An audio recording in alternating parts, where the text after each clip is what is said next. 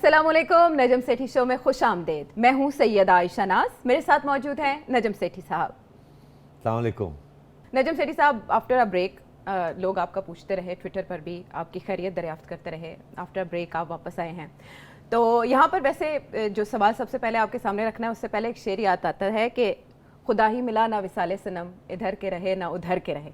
अच्छा, आप पूछेंगे ना ये किसके बारे में कह रही है? हाँ चलो, किसके बारे में कह रही है? ये PMLN के बारे में याद आता है कि समझ ही नहीं आ रही डील किससे हो रही है और कहाँ हो रही है। हमें था कि शायद मुस्लिम लीग नून की तरफ से कोई खबर आएगी, लेकिन जब DGISPR ने ये कह दिया कि फौज को सियासी मामलात में घसीटने की कोशिश ना करें, तो हमने और आपने बल्कि आपने कहा कि इस पर हम कयास सराई अब मजीद नहीं करेंगे। हमने ख़त्म कर दी डील की बात, हम नहीं करते थे, लेकिन इस पर बात कर रहा है कोई तो वो विफाकी वज़रा हैं, फवाद चौधरी साहब हैं, शेख रशीद साहब हैं। सुन लेते उनको वो क्या कह रहे हैं। सुनाइए। PMLN के अंदर भी एक बड़ी इंटरेस्टिंग रेस लगी हुई है। 4 जो इनके बड़े लीडर हैं, जब ये किसी से मिलने गए तो चारों ने उनको कहा कि देखें जी, ये नवाज शरीफ ने तो वाकई मुल्क के साथ बड़ा बुरा किया है, आप हमें क्यों नहीं सोचते। ये जो इनके हालात हैं इस वक्त, इनकी कोई हालत नहीं है। और नाम आपको पता चल ही जाएंगे। चारों पहली सफ में बैठते हैं, पता ही आपको। चारों शरीफ माइनस है पाकिस्तान की सियासत में। ये चाहते हैं कि जो सर इमरान खान के हाथ पर रखा गया वो इनके हाथ पे रखा जाए, और ये है सियासत। वो हाथ इनकी गर्दन पे तो आएगा, इनके सर पे नहीं आएगा। सर और हाथ वो मिक्स कर गए शेख साहब। ये 4 नाम, इसका मतलब है मुस्लिम लीग नून के अंदर नवाज शरीफ साहब के खिलाफ बगावत का इशारा है, और किन का तस्करा हो रहा है सेठी साहब, बताएं आप। देखिए, पहली बात तो ये है कि ये 2 साहब जिसका आपने वीडियोस दिखाए हैं, ठीक है जी, इनके ऊपर हाथ किसका है? वो तो मान रहे हैं कि इमरान खान साहब के सर पे जिनका हाथ है, तो फिर जाहिर है इमरान खान साहब के सर पे है, तो बेबी ये दोनों जो है ना, ये दस्ते पिंडी को शक्कर। रिपोर्ट करते हैं। अच्छा, तो ये अब बड़े बड़के मार रहे हैं कि जी कि हम पिंडी की बात कर रहे हैं। देखिए, सीधी सी बात। और अब ये कह रहे हैं कि जो डील थी वो रह गई है और हमारी जो पुरानी डील है वो बरकरार है, यही कह रहे हैं ना। इशारा ऐसे बादशाह खिल रही हैं, खुश हैं वो। तो इसका ये मतलब है कि डील की बात तो ये दोनों कर रहे हैं। नवाज शरीफ साहब ने तो कोई डील की बात नहीं की, शहबाज शरीफ साहब ने तो कोई डील की बात नहीं बल्कि की, उन्होंने कहा था इस बारे में बात ना करें। जी। और शायद खाकान अब्बासी ने भी कोई बात नहीं की हो। तो इनफैक्ट कहते हैं कि हमारा तो मौक़िफ़ पब्लिक के अंदर है हमारा मौक़िफ़ कि जी इलेक्शन करवाएं, फ्री एंड फेयर इलेक्शन करवाएं और जल्दी इलेक्शन करवाएं, हमारी डील अवाम के साथ है। अवाम के साथ। और ये डील की बात कर रहे हैं जो कि इनकी डील थी, जो पहले अब टूट गई, तो ये परेशान थे। अब ये बड़े खुश हो गए, इन्होंने कुछ कार्रवाइयाँ की हैं जिसकी वजह से ये समझते हैं इनकी डील बरकरार हो गई है इस्टेब्लिशमेंट के साथ। तो इसलिए अब ये बढ़के मार रहे हैं दोनों। और ये दोनों आप बड़े इंटरेस्टिंग है, दोनों हैं कौन? ये दोनों हैं कौन? तो इसीलिए ऑथेंटिसिटी क्रिएट करने के लिए कि हमें पता है कि हम उधर के लोग हैं, हम बता रहे हैं कि वो जो बात चल रही थी उधर वो रह गई है और हमारी बात जो टूट गई थी हम फिर एक सफ़े पे आ गए हैं, यही कहना चाह रहे हैं ना। तो डील की बात तो ये कर रहे हैं। अब बात आई आगे कि ये जिनका जिक्र किया गया है और ये सारी बातें जो हैं, बड़ी इंटरेस्टिंग बात मैं आपको ये बताऊं कि अभी पिछले हाल ही में बड़े परेशान थे ये लोग। अभी वो परवेज़ खटक साहब की बात हुई, नूर आलम की बात हुई, ये सब लोगों की बातें चल रही थी और पसूड़ी पड़ी हुई थी, सबके भी बड़ी परेशानी थी। और फवाद चौधरी साहब का भी चेहरा इतना सा हो गया था, अब एकदम खिल गए। तो अब क्या हुआ, क्या इसके दौरान क्या हुआ है जिसकी वजह से ये खुश हो गए? ये तो आप बताएंगे। हाँ, अब ये मैं क्या बताऊंगा, ये हमें क्या बता रहे हैं, मैं वो आपको बताता हूँ कि ये क्या अफवाहें फैला रहे हैं जी। तो ताकि वो समझ आ जाए ना कि ये जो प्रोपेगेंडा कर रहे हैं वो क्या प्रोपेगेंडा कर रहे हैं।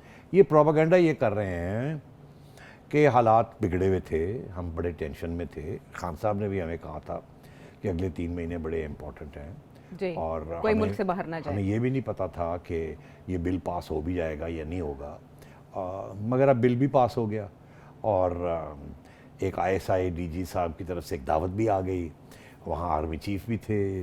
उससे पहले एक 1-on-1 मुलाकात भी आर्मी चीफ की हो गई प्राइम मिनिस्टर साहब के साथ। ये हमें ये कह रहे हैं और इन्होंने बाय द वे ये हर जगह पे बैठ के आपको बताएं क्या सरगोशियों में। हाँ, वो क्या हुआ जी, क्या हुआ, हमने चीफ को एक्सटेंशन ऑफर कर दी है अच्छा। और अब मामला तय हो जाएगा। ये बातें ये कर रहे हैं। हाँ। डीलें तो छोड़े, ये कि कहाँ ये पहुंच गए हैं, और अब हमारे आर्मी चीफ के ऊपर इस किस्म की बातें उनके बारे में बाहर कर रहे हैं कि जी हमने तो एक्सटेंशन ऑफर कर दी है और अब हमारे मसले हल हो गए हैं और अब हमें कोई फिक्र ही कोई बात नहीं। जैसे कि ये सारा मामला जो था ये आर्मी चीफ की एक्सटेंशन के ऊपर रुका हुआ था।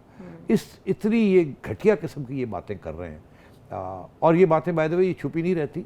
ये अगर हमारे तक ये प्रोपेगेंडा आ रहा है तो आगे भी प्रोपेगेंडा जा रहा होगा और सबको पता होगा कि इस किस्म की बातें हो रही हैं। तो ये इसलिए ये अब एक तासुर क्रिएट करना चाह रहे हैं कि सारे मामले तय हो गए और अब कोई हमें फिक्र की बात ही नहीं है, और बात सिर्फ एक ही थी और वो हमने मसला हल कर दिया, तय कर दिया। लेकिन सबको पता होगा तो फिर वहां से कोई जवाब भी आएगा? ये तो डायरेक्ट इशारा उन्हीं की तरफ है ना। वहाँ से कोई जवाब नहीं आएगा। उन्होंने एक ऐलान किया है और वो अपने ऐलान पे पक्के रहेंगे। उनका ऐलान यही था कि हमें ना इन्वॉल्व किया जाए किसी चीज़ में और अब हम हैंड्स ऑफ रहेंगे।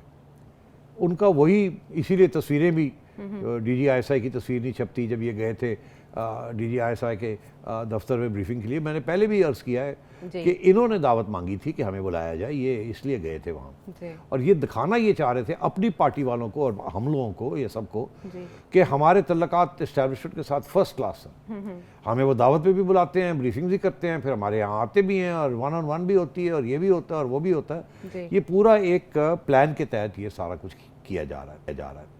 तो ये प्रोपेगेंडा किया जा रहा है कि हम वापस गुड बुक्स में आ गए हैं, हमारे सारे जो मामले थे वो तय हो गए हैं और अब ऑपोजिशन जो है वो उसकी लाइन पिट जाएगी और अब हमने हमला करना है ऑपोजिशन के ऊपर, शहबाज शरीफ साहब को गिरफ्तार करना है, ये करना है, वो करना है। तो ये सारी बातें अब चल रही हैं। अच्छा, आप कह रहे हैं कि जो सब अच्छा का तासुर पैदा किया जा रहा है, इसमें हकीकत नहीं है? नहीं, हकीकत इसमें क्या है और क्या नहीं है ये तो पता चलेगा बाद में। अरे यार सेठ साहब, आपकी चिड़िया क्या खबर नहीं, मेरी चिड़िया कहती है कि इन्होंने ये सब कुछ किया अपनी तरफ से। अच्छा। मगर इसका ये मतलब नहीं है कि जो ये समझते हैं कि वो एक ही सफ़े पे सारे आ गए हैं और फिर एक सतून बन जाएगी इस्टेब्लिशमेंट इनका, वो गलतफहमी है इनकी, वो गलतफहमी है इनकी। और मैं क्लियर कट आपको कह रहा हूँ वो गलतफहमी है। 4 लोगों के लिए अब आइए वो 4 लोगों की बात जी। 4 लोगों की बात बिल्कुल फजूल बात बोगस है। बोगस है, 100% बोगस है। चारों में से एक अयाज सादिक साहब मुलाकात तो करके आए, मगर अयाज सादिक साहब की मुलाकात किसी अहम ओहदे के शख्स के साथ नहीं हुई, ये मैं आपको बता दूं।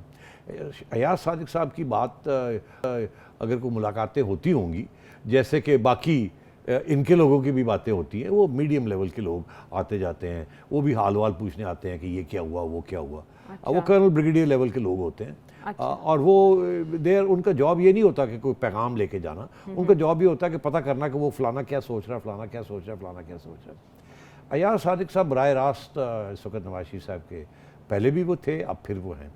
उनकी ड्यूटी जो लगी हुई है, जो मेरी अंडरस्टैंडिंग ये है कि वो MNAs जो हैं जहांगीर तरीन साहब और इस किस्म के लोग जो कि तैयार बैठे हैं, अगर उनके साथ कोई मुआहदा हो जाता है नून लीग का कि अगली इलेक्शन में उनको कैसे अकोमोडेट करना है, बिकॉज अभी तो सब लोग यही सोच रहे हैं आज नहीं कल नहीं परसों नहीं इलेक्शन होगी, उस इलेक्शन में PTI नॉकआउट हो जाएगी, नून लीग के पास सारे जाएंगे और उस वक्त ये जो सारे लोग PTI के हैं ये कहाँ सीटें मिलेंगी इनको? नून लीग के तो अपने कारकुन हैं और अपने लोग हैं, लॉयल लोग हैं जो रहेंगे, तो इनमें से 25-26 जो है इनको सीटें चाहिए, वो तो अभी बार्गेन करना चाहेंगे और वो बार्गेन जहांगीर तरीन साहब के ज़रिए करेंगे।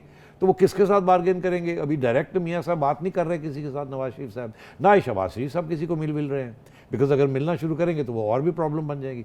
तो अयाज सादिक साहब इधर उधर लोग आके इनको मिलते हैं, ये इधर मिल लिया और इकट्ठे अच्छा फिर तैयार हो, फिर ये पूछ तब, तो इन्होंने भी गेम ओपन छोड़ी हुई है। हाँ। नून लीग ने भी गेम ओपन छोड़ी हुई है। अच्छा। आयशा मिलना चाहती है 100 दफ़ा सर आंखों पे, आइए बताइए मिलिए, मेरी बात समझ रहे हैं? अच्छा जी क्या चाहिए आपको? कहे सर वो साड़ी सीट पक्की करो तो जरूर हुक्म करोगे सी आ जाओगे, वोट ऑफ नो कॉन्फिडेंस वास्ते तैयार है, मगर हमें क्या मिलेगा जब अगली इलेक्शन आएगी? टिकट देंगे हमें कि नहीं नून लीग का? तो वो ये कहते हैं कि बस ठीक है आप तैयार हैं, मैं फिर बात करता हूँ आगे, मियाँ साहब से बात करते हैं, देखते हैं जैसे हालात डेवलप करेंगे will give you an answer. तो उन्होंने भी जैसे कहते हैं ना ओपन रखा हुआ है, डोर्स क्लोज नहीं किए। अच्छा। नून लीग ने सारे दरवाजे खोल दिए, ये मैं आपको बता दूं। अच्छा, लेकिन जनवरी में हल्ले गुल्ले की खबर आपने दी थी। अब आज 17 तारीख हो गई है तो यार खुदा का खौफ करो, मैंने आपसे कहा था कि ट्रक के पीछे बत्ती लगी हुई है, आप बत्ती के पीछे रहे। अच्छा, जब बत्ती बुझ जाएगी तो फिर आप ओवरटेक कर लीजिएगा, उस वक्त तक हॉर्न मारते रहे ताकि ट्रक वाले को पता हो कि पीछे बड़ी बेचैनी है, बस करो ना उन्होंने। अच्छा। चलिए तो सही, हाँ। इशारा से कोई आवे, इंडिकेटर आवे कि जी, वो इंडिकेटर देता ना ट्रक जब आपने ओवरटेक करना होता है। अच्छा। तो वो इंडिकेटर आए, अभी इंडिकेटर आ नहीं रहा है, इसका ये मतलब नहीं कि इंडिकेटर आएगा नहीं, क्योंकि नून लीग की यही कोशिश है कि वो इंतज़ार कर रही है इंडिकेटर का। मगर मैं समझता हूँ कि वो जो हुकूमत है, हाँ। हुकूमत है वो ये कह रही है इंडिकेटर नहीं आना, भूल जाओ, फारग हो गए हो तुसी, ऐसी दोनों पढ़न आ रहे हो। अच्छा, तो ये गेम चल रही है इस वक्त। तो अब बात ये है कि तीन चीज़ें हो सकती हैं। एक तो ये कि वो ट्रक की बत्ती जो है वो जलती रहेगी ताकि आप ओवरटेक ना करें। अच्छा, दूसरी बात यह है कि ट्रक की बत्ती भी जलती रहेगी और इंडिकेटर भी ऑन हो जाएगा। दोनों काम। उसका भी मतलब क्या होगा वो भी मैं भी आपको बताता हूँ। बिल्कुल, ये सस्पिशियस है थोड़ा। हाँ हाँ, तो देखिए अगर ट्रक की बत्ती बलती रहे इसका मतलब पीछे रहे, अभी कुछ ना जी, करें, अभी आप अपने फोर्सेस को इकट्ठा करें, इस ऑपोजिशन के लिए ये पे सिग्नल होगा। अगर ट्रक की बत्ती जल रही है और फिर इंडिकेटर भी आना शुरू हो जाए लेफ्ट का या राइट का, क्योंकि जब राइट, हम दुनिया में ऐसे होता है कि अगर आप ओवरटेक करना है आपने, तो आप अगर राइट हैंड ड्राइव है तो जी। लेफ्ट इंडिकेटर करते जी, हैं आप लेफ्ट कि ये करते हैं। साफ है, इधर से चले जाए। जी। पाकिस्तान के अंदर उल्टा हुआ है कि वो जब वो उसने ओवरटेक कराना होता है ना किसी को, तो वो राइट हैंड साइड की इंडिकेटर करता है, ये कि ये, और उससे कंफ्यूजन ही हो जाती है कि आप ओवरटेक करें या मैं राइट टर्न करने लगा। हाँ। मगर तो इसलिए वेरी डेंजरस। तो अब देखना ये है कि वो लेफ्ट इंडिकेटर ऑन होता है या राइट इंडिकेटर ऑन होता है। मेरा अपना ख्याल है कि ट्रक की बत्ती बलती रहेगी और इंडिकेटर भी ऑन हो जाए। किसी न किसी स्टेज पे इंडिकेटर भी ऑन हो जाएगा। उसका मतलब क्या होगा? उसका हाँ, ये क्या मतलब मतलब? होगा कि भाई हम तो न्यूट्रल हैं, हाँ हाँ, हम ना आपकी साइड पे हैं ना उनकी साइड पे हैं। अगर आप गिरा सकते हैं इनको तो गिरा लें, अच्छा, तो ये आपका फैसला है। अच्छा, उसके साथ अब कुछ लोग हैं वो कहेंगे नहीं यार है हाली ट्रक की बत्ती बुझी नहीं है, इसका ये मतलब है कि हमारा साथ नहीं देंगे। कुछ लोग होंगे और कहेंगे वो दूसरा इंडिकेटर ऑन हो गया है, इसका ये मतलब है कि आप कर सकते हैं तो करें, हम रोकेंगे नहीं आपको, ठीक या हम उनकी हिमायत नहीं करेंगे।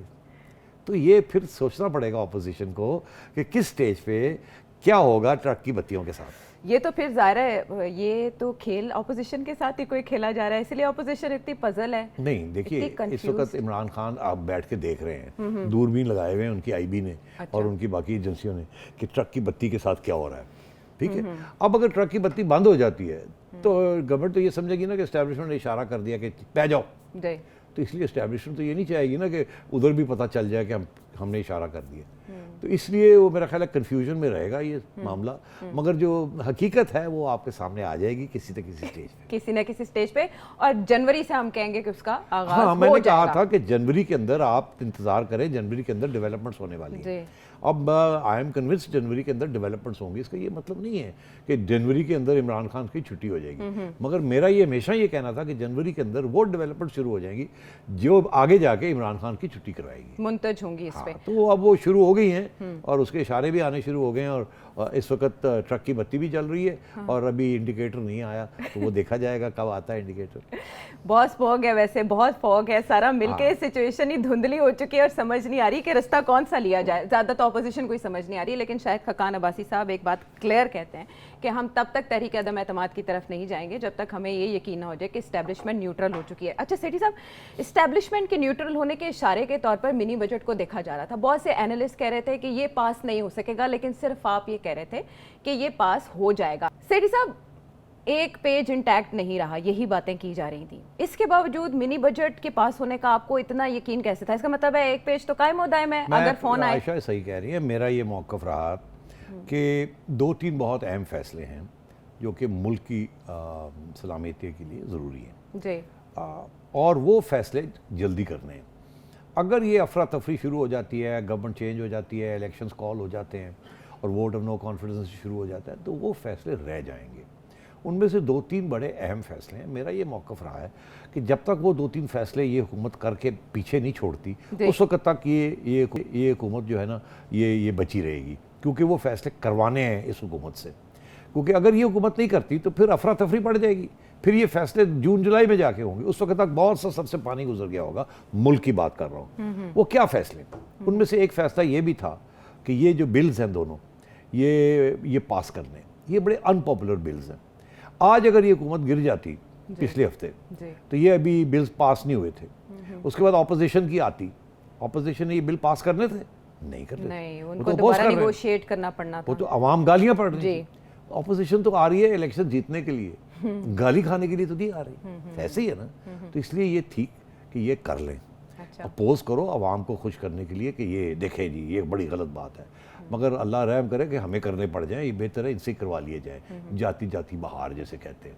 तो इसलिए ये मैं समझ रहा था कि ये करवाने पड़ेंगे। अच्छा इमरान खान साहब को भी इस बात का एहसास था कि इसको डिले किया जाए। तो देखा ये तो आपने जाए यही कहा था हाँ, एग्जैक्टली, याद है मैंने यही कहा था। टाइम बाय करना हाँ, चाहते हैं। टाइम बाद उन्होंने टाइम महीना खींच लिया। जी अब उनको भी ये अल्टीमेटम आया कि भाई करो जल्दी से, because we need this to happen. और उन्होंने फिर अब मजबूरी में आके इसको आगे किया, और एक्सक्यूज ये था कि भाई पता नहीं हमारे वो नंबर भी पूरे Numbers होते पूरे हैं। होंगे। तो मेरा ख्याल है उनको ये कह दिया गया था आप फिक्र ना करें, आपके नंबर पूरे हो जाएंगे, आप कर लें। इसका ये मतलब नहीं है कि लोगों को फ़ोन करके कहा गया कि जाएँ, मगर अगर किसी ने फ़ोन किया होगा जी या किसी ने इधर उधर किए होंगे तो उनको आगे से कहा होगा कि हमें क्यों पूछते हैं, तो दिल चाहता है करें। हाँ, हाँ। तो लोगों ने सोचा अगर मतलब अली ट्रक दी बत्ती जल्दी भी तो चलो जी वोट पा दी जाए। हाँ, हाँ। ठीक है ना, इसलिए मैं आपसे कह रहा हूँ कि वो बिल पास ही पास होना था, क्योंकि एस्टैब्लिशमेंट चाहती थी कि वो बिल पास हो, मगर ये भी नहीं चाहती थी कि लोगों को फ़ोन करके कहे कि इस बिल को पास करें, इस गवर्नमेंट को सपोर्ट जी। करें। इसलिए उन्होंने खुली छोड़ दी। उनको पता था कि लोग यही समझेंगे कि ठीक है फिर जाके पास कर दो, तो इसीलिए पास कर दिया। मगर उनके भी कुछ लोग रिवोल्ट कर गए ना। जी। खट्टक साहब ने काबीना के अंदर शोर डाल दिया गैस के ऊपर, हालांकि वो फोरम नहीं था गुफ्तगू फोरम का, नहीं था, गैस के मगर फिर मामले भी में। उसको पता है कितनी अनपॉपुलर बात है। आगे जी। लोकल गवर्नमेंट के इलेक्शन आ रहे हैं, आधे हो गए आधे रह गए हैं, उसके अंदर अब ये और गाली पड़ेगी वहाँ उनको। और वो भी हजारा बेल्ट में हाँ, इलेक्शन और है, वो भी जहाँ जहाँ दूसरी दूसरी पार्टी पार्टी स्ट्रांग है। जी। बिल्कुल आयशा, तो इसलिए मैं समझता हूँ कि ये, इसीलिए मैंने कहा था वो होगा। अब मैं बताना नहीं चाहता, मगर एक आध और ऐसी चीज रह गई है। क्या? नहीं अब रहने देना, सिटी साहब इशारा ही ये बस इतना इशारा कि जब वो होगी तो मैं कहूँगा, मैंने कहा था ना आपको कि एक आध चीज़ रह गई है, वो भी अब होने वाली है, वो हो जाएगी। हो सकता है खान साहब को भी पता हो वो क्या चीज़ है, और वो खान साहब भी उसको हो सकता है और डिले करने की कोशिश करें। वो किससे मुतालिक है?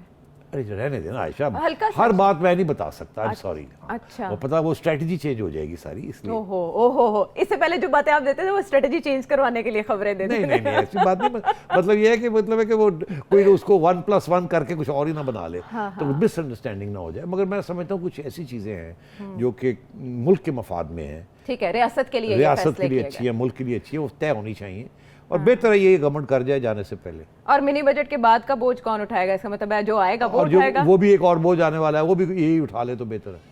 अच्छा चले, ये इशारा इंपॉर्टेंट है। हाँ। एक और बोझ आने हाँ, वाला है। जिस बोझ के तले ऑपोजिशन दबी फिरती है वो ये है कि एस्टेब्लिशमेंट कब न्यूट्रल होगी। ज़ाहिर है कुछ इशारे ऐसे होते हैं मैं जिससे आपको पता बता चलता दूं, है। एस्टैब्लिशमेंट न्यूट्रल होगी एज अ फर्स्ट स्टेप। अगर खाकान अब्बासी साहब इंतजार कर रहे हैं कि एस्टैब्लिशमेंट न्यूट्रल हो जाए और फिर वो अपना vote of no confidence launch करें, अच्छा तो मैं तो सिर्फ शायद खाकान अब्बासी साहब को यही बात कह सकता हूँ, तज्जियाकार, एज एन इन्फॉर्म्ड तज्जियाकार जिनकी चिड़िया इधर उधर घूमती है। जी। तो शायद खाकान अब्बासी साहब को मैं ये कहूँगा एस्टैब्लिशमेंट न्यूट्रल हो गई है, अब अगर आपने कुछ करना है तो कर लें। अच्छा, अपने पत्ते आजमा लें, कार्ड्स आप खेल लें। पत्ते कार्ड्स खेल के मजवा लें, फिर देखेंगे आपकी सियासत कितनी रोशन होती है या नहीं होती। हाँ, तो देखना ये कि अब 25 जनवरी को होने जा रहा है देखिए PDM एक का सिचुएशन सी आयशा, जबकि वो एस्टैब्लिशमेंट प्रो थी, इजलास। जी अब एस्टैब्लिशमेंट न्यूट्रल हो जी। गई। अब देखिए मैं आपको कहता हूँ कि न्यूट्रलिटी होती कोई चीज़ नहीं है, न्यूट्रलिटी जैसी चीज़ ही नहीं है। या आप इधर होते हैं या उधर होते हैं, अच्छा। आप दरमियान में खड़े होकर प्रिटेंड करते हैं कि अब मैं न्यूट्रल हूँ, मगर अगर आप एक तरफ हों पहले और आप दरमियान में आ जाएं तो उसका कुछ मतलब भी तो होता है ना। तो अब शायद खाकान अब्बासी साहब खुद ही समझ लें उसका मतलब क्या है। कि भांपा कैसे जाए, यानी ऑपोजिशन खुद आके टेस्ट कर ले, मसल टेस्ट कर ले टेस्ट और कर उससे ले, पता चल जाएगा। बैठे एक दूसरे के साथ, और कल मीटिंग करें जरदारी साहब की और इन सब के साथ बैठे और कहे जी लो जी इसी vote of no confidence launch करना है, आपस में तय कर लें क्या है लेना देना। तो अगर कोई कहेगा कि जी को नंबर पूरे नहीं होंगे, कहना जी हो जाएंगे तो फिक्र क्यों कर दो, आओ तो सही चलिए तो सही। ट्राई करने की मुजायका है। कितने 8-10 वोट ही चाहिए। हाँ। जिस दिन ये फैसला हो गया कि opposition vote of no confidence launch करने जा रही है, कम से कम 10-20 लोग तो ऐसे होंगे उनका इशारा आ गया, बाएं आया हो या ना आया हो, अच्छा। तो हो जाएगा कामयाब, वो आ जाएंगे, वो कामयाब हो जाएगा। ठीक है, अभी मगर इशारों की जुबान- एस्टैब्लिशमेंट चुप करके बैठेगी, देखेगी कि वो क्या अच्छा है। अच्छा, इशारों की जुबान अपोजिशन को समझनी है। लेकिन सेठी साहब की जो बात है इस पर शेख रशीद साहब बड़े कॉन्फिडेंट हैं। वो ये कहते हैं तहरीक अदम एतमाद जिस दिन आई उस दिन ऑपोजिशन के अपने 25 मेंबर्स कम होंगे। पीडीएम का 25 जनवरी को इजलास होने जा रहा है जिसमें कहा जा रहा है तहरीक अदम एतमाद पर ही गौर होगा। ब्रेक के बाद हम आते हैं वापस, मजीद बात करेंगे।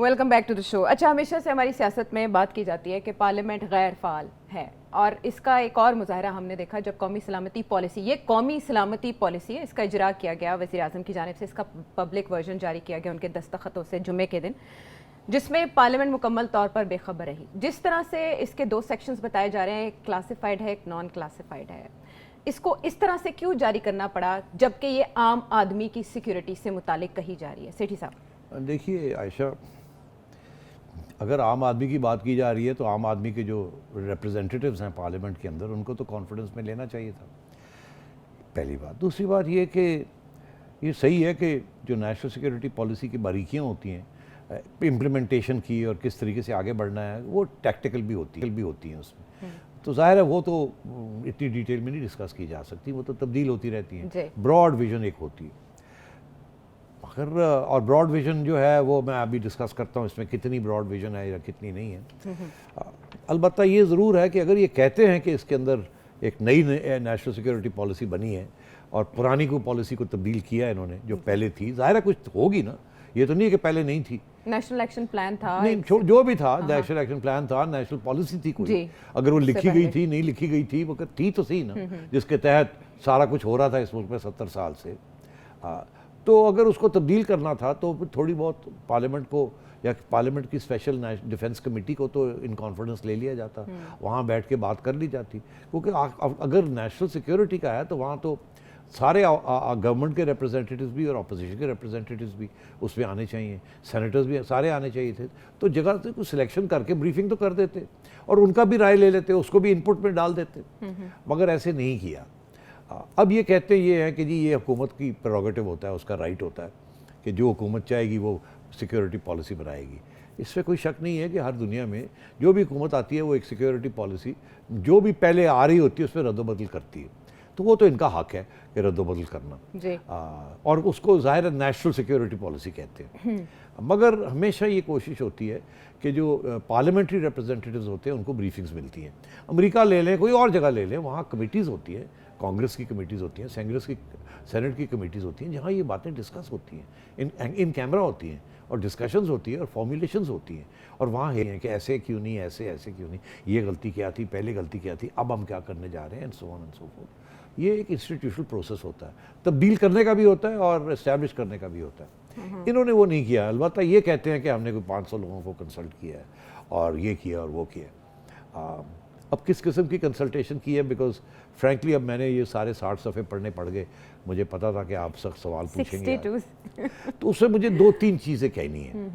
पहली बात तो ये है कि ये नेशनल सिक्योरिटी पॉलिसी जो है इसकी इब्तिदा है ये 2014 में हुई थी। नवाज शरीफ साहब प्राइम मिनिस्टर थे और उनके दौर में ये एक नेशनल सिक्योरिटी कमेटी बनी थी, एक कैबिनेट की, जी, कंसेंसस से वो बनाई गई, नेशनल सिक्योरिटी काउंसिल बनी थी ऑफ द कैबिनेट, और उसमें फिर एक सेक्रेटरी को एक बनाया गया कि एक नेशनल सिक्योरिटी पॉलिसी बननी चाहिए। और उस वक्त एम्बेसडर सादिक जो कि एक ज़माने में हमारे एम्बेसडर टू अफगानिस्तान भी रहे हैं, वो कैबिनेट के सेक्रेटरी, उनको बनाया गया कि आप एक नेशनल सिक्योरिटी पॉलिसी जो है इसकी इब्तिदा करें और जाके कंसल्ट करें वेरियस स्टेक होल्डर्स को 2014 में। तो इसकी जो नीड फील की गई वो नवाज शरीफ साहब ने ये इनिशिएट की थी।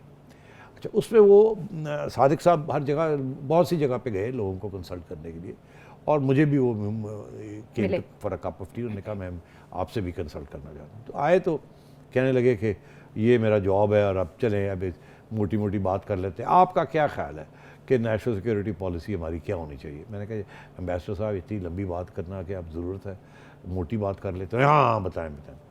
मैंने कहा वो कायदे आज़म मोहम्मद अली जिन्ना की जो स्पीच है कंस्टिट्यूएंट असेंबली को 11 अगस्त वाली, उसके अंदर ये पैराग्राफ है, इसको आप प्रीएम्बल बना दें और नेशनल सिक्योरिटी पॉलिसी बन जाएगी इसी के ऊपर। अब वो क्या है वो आप, मैं चाहूँगा कि मेरा ख्याल है कि अगर दिखा दिया जाए, बिल्कुल स्क्रीन पे वो चढ़ा दी जाए और उसका अगर तर्जुमा भी किया जा सकता है उस पैराग्राफ क्या काम होंगे, किस किस्म की रियासत बनेगी, किस किस्म की रियासत पाकिस्तान बनेगी, और उसके अंदर किस शहरियों के हकूक क्या होंगे, शहरियों के हकूक। क्योंकि ये कहते हैं कि नेशनल सिक्योरिटी पॉलिसी आज तक जो है वो ट्रेडिशनल पिलर्स के ऊपर खड़ी रही है, मतलब मिलिट्री सिक्योरिटी रही है, और अब हमें अवाम को भी इस सिक्योरिटी का हिस्सा बनाना है। जी। ये इसमें ये कहा जा रहा है। तो कायदे आज़म तो पहले दिन से अवामी की बात कर रहे थे कि किस किस्म का पाकिस्तान बनना चाहिए, जिसके अंदर अवाम का क्या रोल होना चाहिए और अवाम को क्या सहूलतें मिलनी चाहिए और किस किस्म की यूनिटी, डिसिप्लिन और फेथ अवाम की बात थी। जी। रियासत के इदारों की बात नहीं थी, अवाम की बात कर रहे थे। तो अब बात यह है कि मैंने ये कहा, मैंने पूछते हैं इसी को आप प्रियम्बल बना दें। तो अब क्या उसके बाद गुफ्तगू हुई जी। उसकी मोटी बात मैं आपको बता दूं कि मुझे ये एहसास हुआ इस बात का कि सवाल ही पैदा नहीं होता कि इस बात को कोई मान ले कि कायदे आज़म की वो स्पीच जो है उसको प्रियम्बल बनाया जाए इस नेशनल सिक्योरिटी पॉलिसी का। इस किस्म के बारे मसाइल हैं। फिर मैंने उसके कहा, मैंने कहा फिर आप क्या नेशनल सिक्योरिटी पॉलिसी बनाएंगे अगर आपने वही पाकिस्तान चलाना है जो 70 साल से चल रहा जी। है और उसके अंदर कुछ छोटी मोटी इधर कर दिया, इधर कर दिया, इधर फुल स्टॉप लगा दिया, इधर टी को क्रॉस कर दिया, तो फिर ये नेशनल सिक्योरिटी पॉलिसी का ये तो ड्रामा ही है। तो खैर उसके बाद 2-3 मिनट के बाद, ये बहस के बाद, हमें बाकी चीज़ें डिस्कस करनी शुरू कर दी। तो मेरा ख्याल है जिसके पास भी गए हैं वहाँ लोगों ने एक ही बात कही होगी जो कि 70 साल से हम कह रहे हैं कि नेशनल सिक्योरिटी और नेशनल पावर में बड़ा फ़र्क है। नेशनल पावर जो होती है ना, वो एक मुल्क की नेशनल पावर होता है जी। और नेशनल सिक्योरिटी उसका एक हिस्सा होता है और उसके बहुत से पहलू होते हैं।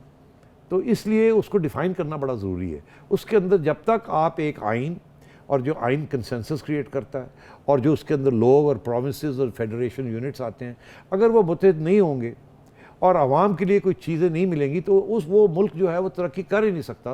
वो कमज़ोर मुल्क है। और सिक्योरिटी के अंदर आवाम को स्ट्रॉन्ग करना, आवाम की तालीम को करना, आवाम की बेरोज़गारी को ख़त्म करना, आवाम के मसाइल हल करना, आवाम को मुत्तहिद करना, वो इसी तरीके से होती है कि आवाम के लिए कुछ किया जाए। और 70 साल से हम आवाम के लिए कुछ नहीं कर रहे। तो अब ये कहना कि हम आवाम के लिए कुछ करना चाहते हैं जी। तो ये तो 70 साल से हम कह रहे हैं, तो ये कोई नई बात तो नहीं है। और क्या हमें अगर 70 साल में ये पूरा नहीं हुआ तो आपका क्या ख्याल है अब कैसे पूरा करेंगे इस चीज़ को? वो भी पार्लियामेंट को एतमाद में लिए और बगैर। पार्लियामेंट जहाँ से आपने कानून पास कराने हैं, करवाने हैं, आपको लगता है इसके ऊपर कानून साजी होगी? नहीं, अब कानून साजी कैसे होगी? कानून साजी तो होगी नेशनल इश्यूज़ के ऊपर, जहाँ इत्तेफाक नहीं है उनको इकट्ठा करना पड़ेगा, क्योंकि ये इश्यूज ही इस किस्म के होते हैं नेशनल सिक्योरिटी के। तो अब ये बातें करने के साथ नेशनल सिक्योरिटी नहीं बनती। पहली बात तो ये मैंने कहना था। दूसरी बात, इसमें ये कहा गया है जो 70 साल से हम कह रहे हैं, अब इसको इन्होंने लिख दिया है। वो क्या लिखा है कि जी गन्स एंड बटर, बंदूकें एक तरफ और मक्खन एक तरफ। ये एक मुहावरा है कि डिबेट क्या होती है, नेशनल सिक्योरिटी में मक्खन देना है आवाम को या फौज को हथियार देने हैं। और पहले ये था कि हथियार देने हैं, जो बच जाएगा तो फिर थोड़ा बहुत ब्रेड एंड बटर कर vegetable issues bread and butter के हम कर देंगे। अगर कोई बचेगा तो पहले तो हमने अपनी फौज को तकड़ा करना है, बिकॉज दुश्मन है हमारे, इधर दुश्मन, इधर दुश्मन, उधर दुश्मन। ठीक, तो गन्स, बटर बाद में। अब ये कहा जा रहा है कि गन्स एंड बटर, कि अब बराबर कर दिया। अब ये कि गन्स एंड बटर दोनों, ये नहीं किया कि बराबर। अब मैं आपको एक्सप्लेन अच्छा, गन्स फिर भी पहले रखी हैं। अब मैं बताता हूँ कैसे। कैसे?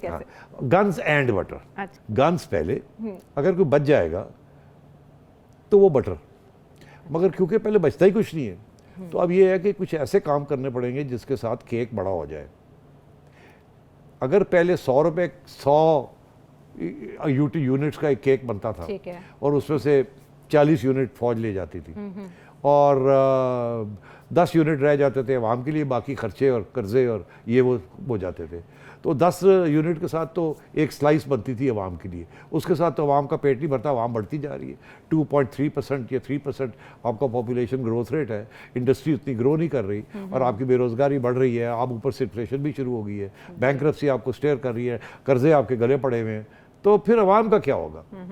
तो फिर फैसला ये हुआ कि अब कुछ करना पड़ेगा। कि भाई क्या करना पड़ेगा? ये नहीं कि गन्स जो हैं, जो बजट गन्स के ऊपर खर्च होता है उसको कम किया जाए, नहीं, वो तो कम हो ही नहीं सकता। ठीक है, तो दुश्मन दुश्मन दुश्मन। तो फिर क्या है कि मक्खन थोड़ा सा बनाना पड़ेगा कहीं से। अच्छा, इकोनॉमी ठीक कर लें, इकोनॉमी जो है उसको ठीक किया जाए। सेट कर लें। 70 साल से तो इनको इकोनॉमी ठीक नहीं हुई, तो अब कैसे कोई ऐसी चीज़ करेंगे? जादू है इनके पास, इकोनॉमी कैसे ठीक करेंगे? तो मेरी ये तवक्को थी आयशा कि कम से कम जब ये लिखा गया था कि गन्स एंड बटर, तो हमें ये बताया जाता कि कैसे रेशियो क्या होगा गन्स का और बटर का क्या रेशियो होगा। या तो ये है कि केक इतना सा है, केक थोड़ा सा बढ़ागा, मगर वो जो पुराने रेशियोज़ हैं कि 40% ये ले जाते हैं, इतना ले जाते हैं, तो 10% रह जाता है, तो वो 10% ही रहेगा। उससे ज़्यादा तो हो नहीं सकता। या तो ये कहें कि सिर्फ केक को बढ़ा रहे हैं, जी जो कि हमें नज़र आ रहा है बड़ा मुश्किल है। हाँ। दूसरा ये कहें कि जी वो स्लाइस जो थी ना वो 10 को 15% कर रहे हैं, तो आवाम के लिए कुछ करना पड़ेगा, क्योंकि सिक्योरिटी आवाम के अंदर है, उनको उनकी भलाई के लिए कुछ करना पड़ेगा, उनको मजबूत करना पड़ेगा, तालीम देनी पड़ेगी, सब कुछ देना पड़ेगा उनको, ताकि वो मजबूत हो जाएं और हमारे पीछे सब इकट्ठे होकर इस मुल्क को चलाएं। उसकी तरफ तो कुछ बताया नहीं गया कि हमें वो क्या रेशियो बढ़ेगा, नहीं बढ़ेगा, क्या होगा, क्या नहीं होगा, और उस केक को बढ़ाएंगे कैसे, जी कुछ इशारा नहीं है। सिर्फ ये कहा गया कि पहले इशारा ये है कि पहले गन्स थी, अब गन्स एंड बटर है। एक्चुअली पहले गन्स थी और अब भी ऐसे ही लगता है कि गन्स ही इंपॉर्टेंट है, मगर अब क्योंकि वो गन्स के लिए भी पैसे नहीं रहे, अब वो बहुत सारे पैसे प्रोविंसेस ले जा रही हैं अपने लोगों के लिए 18th अमेंडमेंट के बाद। जी तो अब मुझे तो ये डर है कि जब तक ये जो नई पॉलिसी आई है, शायद ये 18th अमेंडमेंट की छुट्टी ना कराने जा रहे हों, क्योंकि फेडरल गवर्नमेंट का जो पैसे हैं वो कम हो गए हैं ना। तो ये ना हो कि वो केक तो नहीं बड़ा होना, मगर जो प्रोविंसेस का केक है उसको कम करके तो इधर ला के और इधर फौज को देना। ऐसा इकबाल साहब भी किसी फार्मूले की बात कर रहे थे, तो इंदिरा अब बात गांधी ये तर्ज की इमरजेंसी आयशा, वगैरह दिस की। Is the problem. ये नेशनल सिक्योरिटी पॉलिसी जो है, इसके पीछे सोच क्या है? क्या है सोच अगर ये है कि अब हमने बैलेंस करना है गन्स को और बटर को किसी तरीके के साथ, लॉजिकली ये मुमकिन नहीं है ना? नहीं मुमकिन है। कैसे? मैं एग्जांपल तुम्हें देता हूं, अगर ये कह देते तो ये आज बहस बड़े और पॉजिटिव तरीके से होती। अभी यूएनडीपी ने आयशा कुछ फिगर्स रिलीज किए हैं, इस मुल्क में कौन से ग्रुप्स हैं एलिट्स के, अमीरों के, खाते पीते लोगों के, जो कि कम से कम आपके बजट का 40% हिस्सा जो है वो ऊपर से क्रीम जो है वो खा जाते हैं, ताकि आवाम के लिए फिर कुछ नहीं रहता, क्रम्स रह जाते हैं। वो कौन से ग्रुप्स हैं? वो यूएनडीपी की रिपोर्ट आई है अभी, उन्होंने ये कहा है कि अपनी जगह पे जो खर्चे होते हैं वो तो देने ही देने हैं आपने, मगर यहाँ कम से कम 2000 अरब रुपया स्किम हो रहा है ऊपर से, जो कि डिज़र्व नहीं किया जाता। वो कहते हैं कि कोई 300 अरब के करीब आपकी अफवाज ले जाती है, जो कि उनको ना मिले तो कोई फ़र्क नहीं पड़ेगा, वो आप आवाम के ऊपर कर सकते हैं, उनकी फिर भी सेहत ठीक रहेगी। ये ऊपर है, क्रीम है, ये दूध तो ले जाते हैं मगर क्रीम है। अमीर तबका जो कारोबारी लोग हैं, अशराफिया, वो कहते हैं 500-600 अरब रुपया साल का ये खा जाते हैं। अच्छा, बाय द वे उनमें से 350 ये एग्जेम्पशंस भी थी, ये सब्सिडी वगैरह ये जो सारी इन्होंने खत्म की हैं, जो अब खत्म हो रही हैं। अब वो जाएंगी कहाँ, वो अब बात लग है, वो आवाम को मिलेंगी या कहीं और चली जाएंगी। अच्छा, इसी तरीके के साथ वो कहते हैं कि ज़मींदार लोग, बड़े बड़े ज़मींदार जो कि अपने ठेके देते हैं, खुद काश्त नहीं करते और बड़ी बड़ी ज़मीनों की जागीरदार बड़े बड़े, वो कहते हैं कोई 300 अरब के करीब, 250-300 अरब के करीब वो खा जाते हैं ऊपर से। इसी तरीके के साथ वो फिर और भी उन्होंने इशारे किए हैं कि कहाँ कहाँ ये, तो 2000 अरब रुपया अशराफ आपकी ज़मींदार, सरमायादार और पाकिस्तान की अफवाज के ऊपर के लोग वो या ज़ाया होता है या कमीशन ले जाते हैं, जो भी करते हैं सारे ये मिलजुल के, ये अगर ख़त्म हो जाए और ये पैसा अवाम पे लग जाए। आयशा, इस वक्त बेनज़ीर इनकम सपोर्ट प्रोग्राम 250-300 अरब रुपया मर के एहसास वाले डाल डूल के ये होता है, अगर ये 4 गुना बढ़ जाए तो आप देखिएगा पॉवर्टी जो है, गुर्बत जो है वो कितनी गिर जाएगी। तो एक तो ये मैं सोच रहा था कि कम से कम हमें ये तो बता देते कि जो केक बढ़ाने जा रहे हैं वो तो अपनी जगह पे, मगर ये जो नाजायज़ किस्म के जो क्रीम उठाई जा रही है हमारी रूलिंग क्लास जो है, जो तबका है अशराफिया का इस मुल्क का, जिसके अंदर 4-5 बैठे हुए हैं जो कि खा जाते हैं, जिसकी कोई अकाउंटेबिलिटी नहीं होती, उनके साथ क्या होगा? तो वो नहीं पता। इसके पीछे दिमाग सिर्फ मुईद यूसुफ साहब का है? नहीं, ये पॉलिसीज बनती हैं नेशनल डिफेंस कॉलेज में, यूनिवर्सिटी में, और वहाँ सारी डिबेट्स डिस्कशंस वहीं होती हैं। मुईद यूसुफ साहब क्या, ये इसमें कोई ऐसी बात नहीं है जिसकी मुईद यूसुफ साहब की ज़रूरत थी, वो तो बड़े हाई के क्लास के इंटेलेक्चुअल हैं। मैं आपको ये भी कह दूं, ये गन्स वर्सेस बटर डिबेट जो है आयशा, मैंने इकोनॉमिक्स भी पढ़ाई है, गन्स वर्सेस बटर डिबेट जो है 1980 की दिहाई के अंदर ये ख़त्म हो गई थी। अच्छा। ये तय हो गया था कि गन्स वर्सेस बटर जो है ये नहीं काम चलता, गन्स एंड बटर ही होना पड़ता है। जहाँ गन्स वर्सेस बटर है वहाँ प्रॉब्लम हो जाते हैं। तो इसलिए ये आज जाके 1980s वाली बात को आज जाके हमें पैकेज करके बताया जा रहा है कि हमने कमाल की चीज़ डिस्कवर की है अपनी सिक्योरिटी के लिए। This is frankly nonsense. और ये एक अंडर ग्रेजुएट लेवल की जो पे लिखा है, 60 सफ़े में से 30 सफ़े तो सलाम दुआ ही है, हेलो हाय है। भाई पेट भरना ना, पेज भी तो बनने हैं। अगर एक लाइन में लिख दिया जाए कि गन्स एंड बटर, गन्स को 40% और बटर को 40% देना है तो मसला हल हो और जाता सेठी है। साहब बटर जो है वो केक के बनाने में भी इस्तेमाल होता है, तो वो जो केक बड़ा करना है उसमें बटर ही इस्तेमाल तो होगा वही बटर जो है ना, जब वो केक इस्तेमाल होता है वो ले जाते हैं कोई और और उसमें बटर ही पिसता है। और वो ऊपर क्रीम लगी होती है ना। जी अब केक आपने पता है ऊपर क्रीम लगती है जी बिल्कुल, आइसिंग और नीचे वो थोड़ी बहुत शक्कर वक्कर होती जी। है। वो जो आइसिंग होती है ना, वो है 2000 अरब रुपए की, वो ले जाते हैं और लोग। वो अगर आप आवाम को दे दें और बाकी जो है वो बांट लें तो अल्लाह खैर सल्ला। एक तो ये मेरा इशू है इनके साथ। जी। दूसरा मेरा इशू ये है कि ये जनरल बाजवा ने पिछले साल या उससे पिछले साल, मुझे याद नहीं अब आ रहा, मेरा ख्याल है जनवरी ऑफ 19 में ये बात कही थी। 2019 में आप बाजवा डॉक्ट्रिन की बात हाँ, करें? जो जिसके बारे में ये शुरू हो गया जी, बाजवा जी। डॉक्ट्रिन। तो ये बाजवा साहब ने पहली दफ़ा इसका इजहार किया था कि हमें अब जियो इकोनॉमिक्स की बात करनी। जियो इकोनॉमिक्स का मतलब ये था गन्स एंड बटर। जी। तो जियो इकोनॉमिक्स का मतलब था कि भाई केक को बढ़ाया जाए, मईशत की तरफ और तवज्जो इंडिया दिया के जाए। साथ ताल्लुकात नॉर्मलाइज किया जाए। देखिए, इंडिया के साथ ताल्लुकात नॉर्मलाइज करने के बगैर कोई नेशनल सिक्योरिटी पॉलिसी नहीं चल सकती, कोई तब्दीली नहीं हो सकती। बिकॉज रियली इशू 70 साल के अंदर इशू एक ही रहा है कि दुश्मन बैठा है, वो हमें तोड़ना चाहता है, वो हमें मारना चाहता है, इसलिए हमें फौज को पैसे दे के फौज तकड़ी करनी है, न्यूक्लियर प्रोग्राम करना है, जहाज खरीदने हैं, ये करना है, वो करना है। जी, तैयार रहना है हर वक्त किसी तो हमले फिर के लिए। नॉर्मलाइजेशन कैसे हो सकती है? जी। अच्छा, अब उसमें लोग कुछ कहेंगे कि जी वो इंडिया जो है वो ये करता है, ये करता है, ये करता है। तो मेरा हमेशा ये मौक़िफ़ रहा है कि यहाँ बहुत से ऐसे मौक़े आए हैं जबकि इंडिया के साथ नॉर्मलाइजेशन हो सकती थी। मिसाल मोहतरमा बेनज़ीर भुट्टो के ज़माने में हो सकती थी, नवाज शरीफ साहब के ज़माने नवाज में। शरीफ साहब के परवेज़ ज़माने में, मुशर्रफ साहब ने एफर्ट की थी। मुशर्रफ साहब ने खुद एफर्ट किया। जी। तो क्यों नहीं हुई? इसीलिए नहीं हुई कि उस वक्त हर वक्त इस्टेब्लिशमेंट जो थी वो उसने होने नहीं दी, क्योंकि वो यही मसला है कि वो होने नहीं देते। अब और मुश्किल हो गया, अब तो नरेंद्र मोदी आ गया वहाँ। वो तो अब ये चाहें भी कि थोड़ी बहुत नॉर्मलाइजेशन हो जाए, कोई तजारत शुरू हो जाए, कोई आमदन, ताकि जंग का जो ख़तरा है वो दूर हो जाए, ताकि हम थोड़ी सी तवज्जो दे दें किसी और चीज़ की तरफ, सारे पैसे जो है इधर ना जाएं उधर।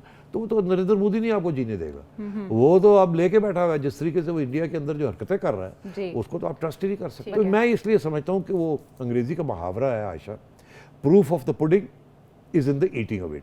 अगर आपने खीर बनाई है तो आयशा कहती है मैंने खीर बनाई है, अरे यार खवा तो सही पहले, दुरू दुरू दहा रही है खीर बनाई है, वो खा के देखेंगे कि खीर बनी है या फिर नहीं। धुआं लग गया या कुछ और तो नहीं हो गया। अच्छा। हाँ। आज अगर ये इस नेशनल सिक्योरिटी पॉलिसी के ऊपर प्रियम्बल में तमहीद ये ऑब्जेक्टिव बात है। रेजोल्यूशन ना लिखें और ये लिख दें, क्योंकि है। ऑब्जेक्टिव रेजोल्यूशन तो 70 साल के बाद अब खुदा का खौफ करें, वो तो बनाने के लिए था। आपने ऑब्जेक्टिव क्रिएट कर लिया पाकिस्तान, उसके बाद कायदे आज़म ने आपको एक नया ऑब्जेक्टिव रेजोल्यूशन दिया था कि इस किस्म की रियासत बनेगी। वो रियासत सामने रख के बना दें, सारे मसले हल हो गए नेशनल सिक्योरिटी के। यही बात, इसी पे कंक्लूड कर लेते हैं कि 70 सालों से निशानदेही की जा रही हमारी मंजिल ये है या नहीं, ये वो है या वो है। मंजिल की निशानदेही मुख्तलिफ पॉलिसीज़ में की गई, पॉलिसीज़ भी हमने डिस्कस कर ली, लेकिन अभी तक ये जो अभी पॉलिसी आई है इसमें ये नहीं बताया गया कि उसका रास्ता कौन सा इख्तियार किया जाएगा, कैसे मईशत को बेहतर बनाया जाएगा, आम आदमी पर इसकी का क्या असर पड़ेगा, इसकी ज़मानत क्या होगी कि इस पर इम्प्लीमेंट किया जाएगा, क्या जो क्लासिफाइड हिस्सा है क्या इसमें उसकी बाकी तफसीलात हैं, इस पर सवालिया निशान। ब्रेक के बाद आते हैं वापस।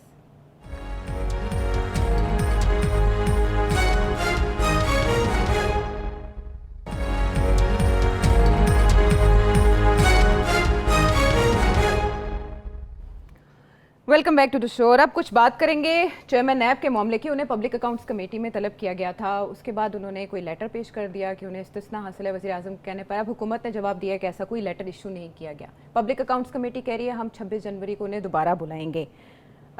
ये मामला क्या है?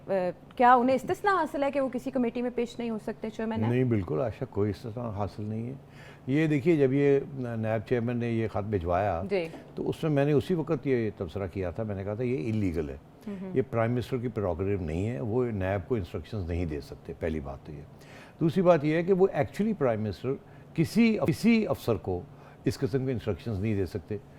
ये इदारे खुद मुख्तार होते हैं, इनके अपने रूल्स होते हैं, प्राइम मिनिस्टर इनको कंट्रोल नहीं करते एट दैट लेवल।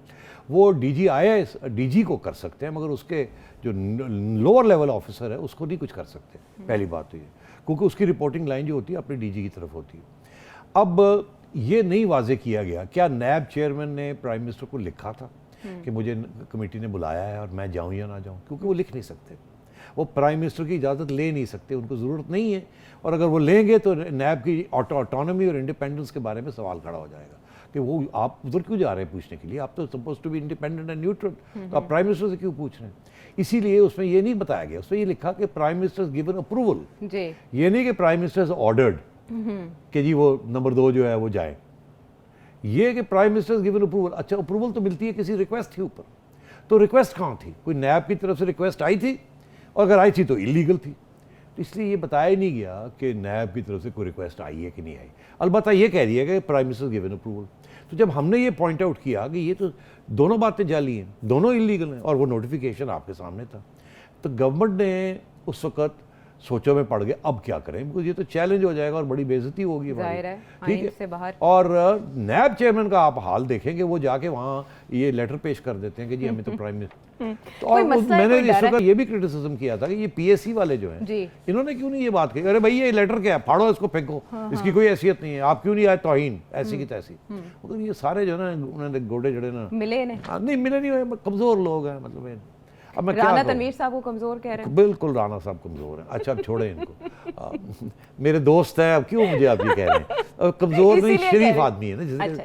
शराफत भी आजकल कमज़ोरी का आजकल सारे शरीफ माइनस हो रहे हैं, आप इसलिए कह रहे हैं अब नहीं और कुछ शरीफ जो है वो प्लस होना चाहते हैं, आप ऐसे कह सकते हैं। तो अब बात ये है कि अब जाके गवर्नमेंट कहती है कि ये नोटिफिकेशन हमने इशू नहीं किया, इससे पहले बाय द वे गवर्नमेंट ने ये कहा हमने विड्रॉ कर लिया। जी अब भूल गई हैं, इनकी तरफ से खबर आई थी कि गवर्नमेंट कह रही है हमने विड्रॉ कर लिया, वापस ले लिया। हाँ वापस ले लिया हमने, वापस आपने ले लिया। पहले आपने ये इशू किया, उसकी कोई हैसियत नहीं थी, कोई कानूनी तौर पे गलत था वो, आप कहते हैं वापस ले लिया, वो भी गलत है। और आप कहते हैं कि जी वो तो इशू ही नहीं हुआ था, यही कह रहे हैं ना कि जी हमने तो किया ही नहीं, पता नहीं क्या हुआ, ये जाली था, ये था वो। तो बात ये है कि इस किस्म की तो सूरत हाल है। अब नैब चेयरमैन साहब को जाना चाहिए, कोई इतनी बड़ी बात नहीं है, वहाँ जाएँ, वहाँ सारे अच्छे लोग बैठे हुए हैं, कोई नैब चेयरमैन की खिंचाई नहीं करेगा, ये मैं आपको गारंटी दे रहा हूँ। अच्छा हाँ, हमारे राणा साहब बड़े प्यार मोहब्बत से उनके साथ ताल्लुक, वो कहेंगे अच्छा जी बताइए, आप कह रहे हैं इतने पैसे आपने इकट्ठे किए, उससे से गवर्नमेंट को तो आपने इतने दिए, बाकी कहाँ गए, तो चेयरमैन साहब बता देंगे। और चेयरमैन साहब ने ये भी रिक्वेस्ट की है कि कुछ बातें जो है इन कैमरा में होनी चाहिए, तो वो कर देंगे इन कैमरा में, कहेंगे आ जाओ बता दें।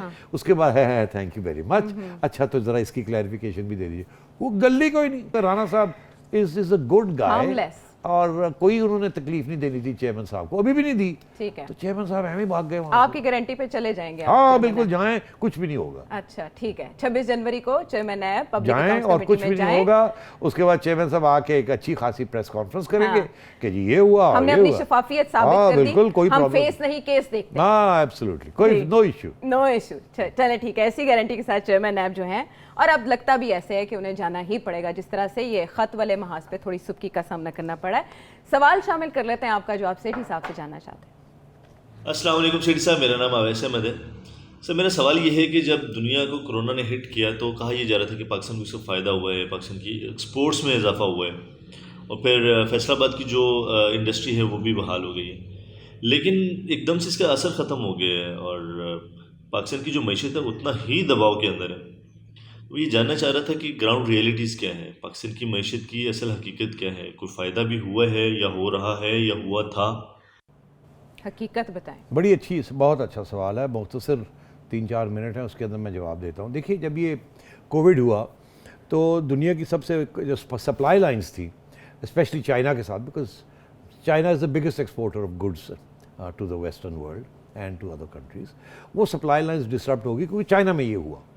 तो चाइना में फैक्ट्रियां बंद होनी शुरू हो गई, क्वारंटीन शुरू हो गई, शहर के शहर बंद हो गए। वुहान से हुआ इसका, तो वो जब ये हुआ तो लोगों ने ये सोचा कि अब सप्लाई लाइंस चाइना जो कर रहा था वो ख़त्म हो गई हैं, बंद हो गई हैं, पता नहीं कितना अरसा बंद रहेंगी। तो हमारे जैसे मुल्क जो हैं, शायद अब मौका मिल जाए उनको कि वो जो एक खला पैदा हो गई है सप्लाई लाइन में, वो हम अपने कारोबारों को बढ़ा लें। जो एक्सपोर्ट ऑर्डर चाइना को मिलते थे वो शायद अब कुछ उनमें से हमें मिलने शुरू हो जाएं, कुछ इंडिया को मिलेंगे, कुछ उधर मिल जाएंगे, कुछ ताइवान को तो कुछ मिल जाएंगे, मैक्सिको को कुछ हमें भी मिल जाएंगे, हमारे एक्सपोर्ट्स बढ़ जाएंगे। इसीलिए इमरान खान साहब ने ये फैसला किया उस वक्त कि कोविड होता तो वो घबराना नहीं, हमारी फैक्ट्रियाँ चलें। जी। तो मतलब है कि, और यही फैसला था इसी वजह से कि उम्मीद ये थी इनकी कि हमारी एक्सपोर्ट्स बढ़ जाएंगी और एक्सपोर्ट ऑर्डर शिफ्ट हो जाएंगे और हमारी एक्सपोर्ट्स बढ़ जाएंगी। ठीक है। अच्छा, तो और इसलिए अगर कुछ लोगों को इम्यूनिटी नहीं है, कोविड होता है, तो वो हम थोड़े बहुत पैसे दे दूँ कि इधर उधर वो लेबर क्लास को वो कर देंगे और सरमायादारों को कहा करो और कंस्ट्रक्शन इंडस्ट्री को कहा और पैकेज दे करो, दिया। ये आपको पैकेज देते हैं, आप करें। उनका ये ख्याल था कि फ़ायदा हो जाएगा मुल्क का, अगर कोई थोड़ी बहुत 1-2 लाख बंदा मर जाता तो की फर्क पैदा। अच्छा, उन्होंने नहीं किया सी पर उन्होंने लॉकडाउन नहीं करना चाहते सी। हाँ। इसीलिए ना लॉकडाउन का मतलब ही ये था कि अब इंडिया में भी तो मारे गए ना, तो यहाँ भी तो उन्होंने कहा कोई गल नहीं यार, एडी वड्डी मतलब 20 करोड़ कितनी करोड़ की आबादी साड़ी 22-23 करोड़ की, उधर 1-2 लाख बंदा अल्लाह भी कोई प्यारा हो जाता तो क्या बात है, इतनी बड़ी कुर्बानी तो देनी पड़ती है अवाम के लिए। तो ये कोई बात नहीं, हम अपनी फैक्ट्रियाँ चलाएंगे, सरमायादारों को और मोटा करेंगे, वो एक्सपोर्ट्स क्रिएट करेंगे, हमें फॉरेन एक्सचेंज देंगे और हम फॉरेन एक्सचेंज के साथ जो हम करते हैं वही करेंगे। बहुत दूर अंदेश है। अच्छा, तो ये इस किस्म की सोच थी, वही जो 2000 अरब रुपए की और बढ़ना था उसने, उस क्रीम ने उस क्रीम को बढ़ाने की कोशिश के लिए ही सोचा और ये सोचा था कि चलो ठीक। अच्छा। तो अब बात ये है कि हुआ ऐसे नहीं, उसकी वजह यह है कि जो लोग खरीदने वाले थे वहाँ भी कोविड हो गया, तो सप्लाई लाइन जो डिसरप्ट हुई, अगर वहाँ यूके में यूएसए में कोविड ना आता तो फिर तो वो उनके ऑर्डर्स लेने यहाँ आ जाते, मगर वो ऑर्डर्स लेने नहीं आए क्योंकि उनके यहाँ भी सारा कुछ बंद हो गया, पूरी दुनिया ही ठप हो गई। तो पूरी दुनिया ही ठप हो गई, यूरोप तक ठप हो गया और सारी सप्लाई लाइन जो डिसरप्ट हो गई, लोगों ने कहा कोई बात नहीं, अभी तो हमें अपनी हशर हुआ है यहाँ, अब हमने क्या खरीद फरोख्त करनी है, लोगों को घरों में ढक दिया हमने, वहाँ तो ठीक ठाक लॉकडाउन हुए, बॉर्डर्स बंद हो गए, बहुत कुछ हुआ, यहाँ तो कुछ भी नहीं हुआ कंपेयर टू वहाँ जो कुछ हुआ, इसलिए फिर वो आपको एक्सपोर्ट ऑर्डर्स नहीं मिले, वो खला पूरी नहीं हुई। अलबत्ता ये ज़रूर हुआ कि मईशत की हालत ख़राब होती जा रही थी, बिकॉज ये जो उठना था वो नहीं उठा, और फिर इन्होंने एक फाइनेंस मिनिस्टर साहब थे, उनकी हफीज़ शेख साहब की छुट्टी करा दी क्योंकि वो एक्सपोर्ट्स भी नहीं बढ़ रहे थे, मईशत भी बैठी हुई थी, पैसे भी नहीं थे, कर्जे भी चढ़े हुए थे और ऊपर से कोविड भी अब गले पड़ गया था और वो जो रिवाइवल होनी थी वो ही नहीं। तो फिर इन्होंने उनको चेंज करके शौकत तरीन को लेके आया। शौकत तरीन ने कहा मैं इंजेक्शन देता हूँ अभी, कोविड और नो कोविड मईशत को हम ग्रो करते हैं, और डिवैल्यू कर दिया। डिवैल्यूएशन के साथ इन्फ्लेशन हो गई, एक्सपोर्ट्स तो बढ़ गए बिकॉज जो पहले $1 में 140 या 150 रुपये मिलते थे, अब $1 में 180 रुपये मिलने लगे। तो पहले आयशा जो फैशन क्लोथ्स गारमेंट्स थे वो एक्सपोर्ट हो रहे थे $1 के और इनको मिल रहे थे 140 रुपये, अब इनको $1 के पीछे 180 रुपये मिलने लगे एक्सपोर्ट्स पे, तो मोटे होने लगे ना। हाँ। तो वो अब और थोड़े बहुत एक्सपोर्ट्स भी बढ़ने लगे क्योंकि उन्होंने कहा पहले $1 पे बेचते थे, अब 90 सेंट्स पे बेचते हैं, क्योंकि कीमत गिरा देते हैं थोड़ी सी, हमें पैसे तो फिर भी रुपए में ज्यादा मिलेंगे, पहले 140 मिलते थे, हम 160 करते थे। मार्केट का कंपटीशन भी तो देखना है। हाँ, उसके साथ हमारी एक्सपोर्ट्स बढ़ जाएंगी, थोड़ी सी बड़ी भी हैं अभी, थोड़ी सी बड़ी भी हैं। तो मैं ये समझता हूँ अब जाके क्या हुआ कि वो जो ग्रोथ शुरू हुई थी, जो शौकत तरीन साहब ने इंजेक्शन लगाया था, इंटरेस्ट रेट्स कम कर दिए, मनी सप्लाई बढ़ा दी, यही किया ना उन्होंने, और लोन्स देने शुरू कर दिए, जिसकी वजह से फिर थोड़ा बहुत शुरू हो गया काम, और क्योंकि बाहर के मुल्कों में मुलाजमतें शुरू हो गई थी तो रिमिटेंसेस भी आने शुरू हो गए, फिर से लोग जो बाहर से वापस आ गए थे वापस चले गए और वो कारोबार शुरू हो गया। तो अब जाके क्या हुआ, अब गले पड़ गया सारा ये, वो कहते हैं मारे गए IMF आ गई, IMF से पैसे लेने हैं, वो IMF कहती है कि इकोनॉमी को गिराओ, सख्ती करो, लोगों से पैसे लो, टैक्सेस बढ़ाओ, कीमतें बढ़ाओ, क्योंकि रिफॉर्म्स नहीं हुई। हाँ। अब फिर वही जो 3% पे जो पहले शौकत तरीन साहब ने चुप उठाया था वो अब फिर गिरेगी, अब और अब मुश्किलात फिर होंगी, बेल्ट टाइटनिंग होगी। तो ये सूरत हाल है मईशत की। आगे जो स्कोप है अगले साल 2 साल के लिए और जो फोरकास्ट है वो अच्छी नहीं है। हाँ, हमारे रज़ा साहब अलबत्ता 5% की उम्मीद रखे हुए हैं, ये हुकूमत की उम्मीद है। ग्राउंड रियलिटी आपने बता दी किस तरह से क्या हुआ, सवाल का जवाब आपको मिल गया होगा। मज़ीद सवाल पूछना चाहें तो इस नंबर पर वीडियो मैसेज के ज़रिए अपना पैगाम भेजिए, हम तक अपना फीडबैक भी पहुँचाइए। अगले प्रोग्राम तक के लिए अल्लाह ने के बाद।